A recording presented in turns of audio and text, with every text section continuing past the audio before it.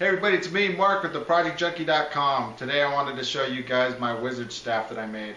This is a great little project for you guys that do cosplay or just something for Halloween. I was out in the shed and I saw it and I thought, I ought to show everybody how I made this thing. So let's go ahead and get started and I'll show you how I made this thing.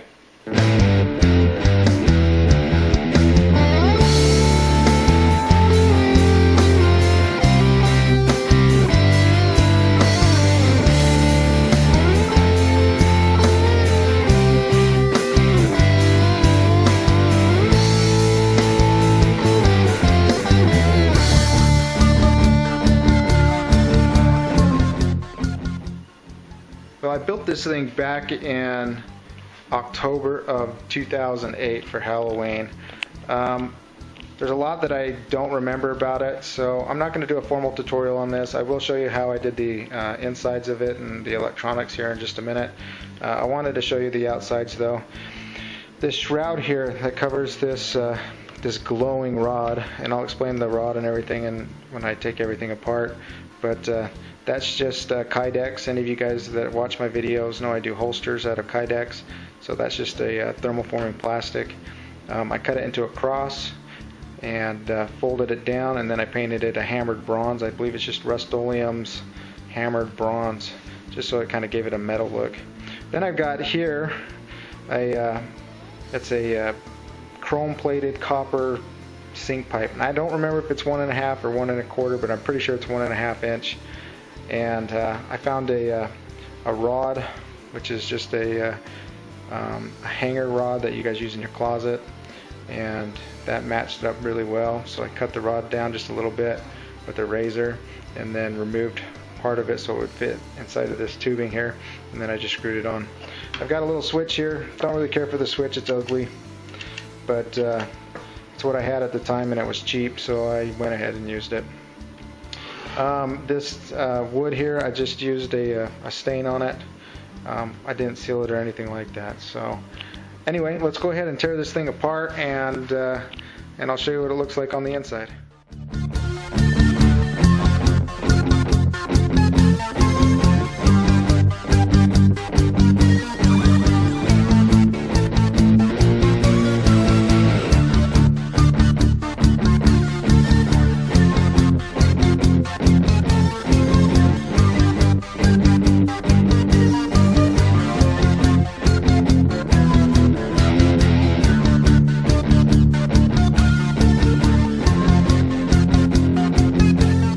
When you saw me taking this thing apart, you might have noticed that I took everything out of the front here.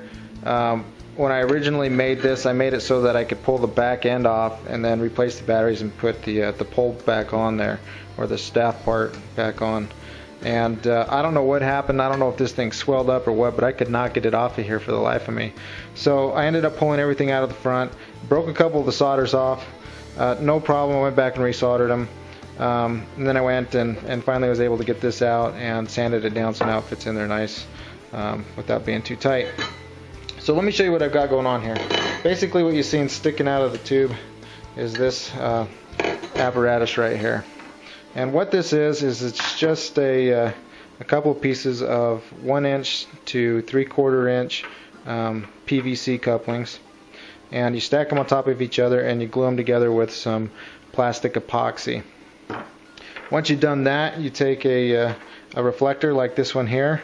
This one is designed to work with the Luxeon 3-watt, which is what I've got in here, and I've got a Luxeon 3-watt royal blue color, and that goes on the back.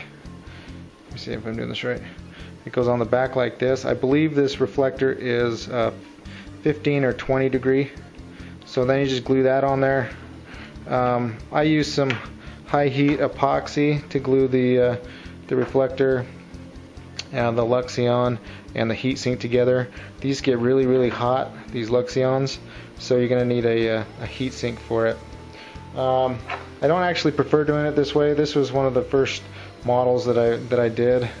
So what I like doing better is using a heatsink like this one, cutting it, and then taking the Luxeon, putting it on there and actually screwing it on. And you screw it on with just a couple of small screws and a nylon washer in between them so that it doesn't short anything out. That works better than gluing it on, in my opinion. As far as the electrical goes, you've got 2 leads coming off of it. One of the leads goes to a resistor. I don't remember what kind of resistor this is. Like I said, it was 3 years ago, so I'll figure that out and put a caption on the video. Then it just goes to a switch where both leads meet up to a connector here. So it's just a 9-volt connector, and then a 4-pack of AA batteries.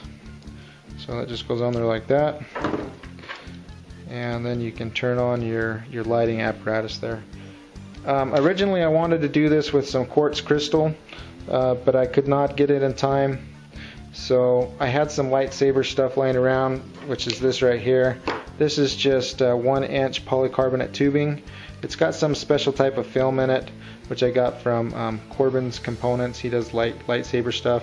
I'm not sure if he's still around. I think he teamed up with somebody else and combined businesses.